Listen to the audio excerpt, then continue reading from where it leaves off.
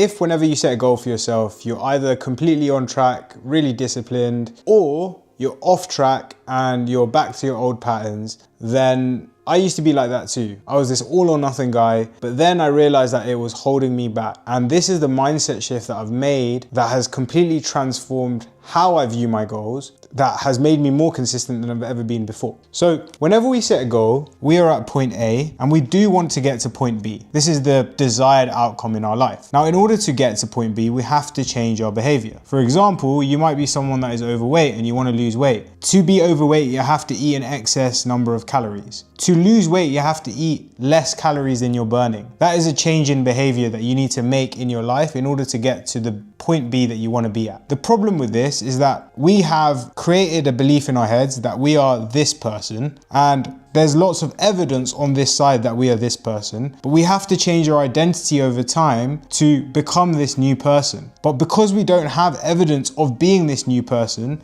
we find it really hard. And so we try to change our behavior, but at some point, because we're finding it challenging to be this new person, because we are creatures of habit, we slip up. And the problem is that when we slip up, we compare ourselves to the ideal version of ourselves. We feel like we're failures because we haven't met up to the perfect version of ourselves that we're trying to be. This is accentuated by looking online and looking at people on social media talking about their life and their highlight reel, and we compare ourselves to them and be like, what is wrong with us? Why can't we change? Why can't we just do the thing that we said that we were going to do? But this is where it's holding you back, because when you do that, you let it spiral and you're like, oh my God, I'm really bad. I'm not this person. I'm just going to quit and never try again. But actually, a better mindset is to label that as the old pattern. And this is what I do all the time now. I just say, look, man, the old pattern creep back, and I don't let it spiral. And when I realize that the old patterns creep back, I just use that as an opportunity to get back on track. Because often it's not the going off track that actually makes the difference. It's the spiral that makes the difference.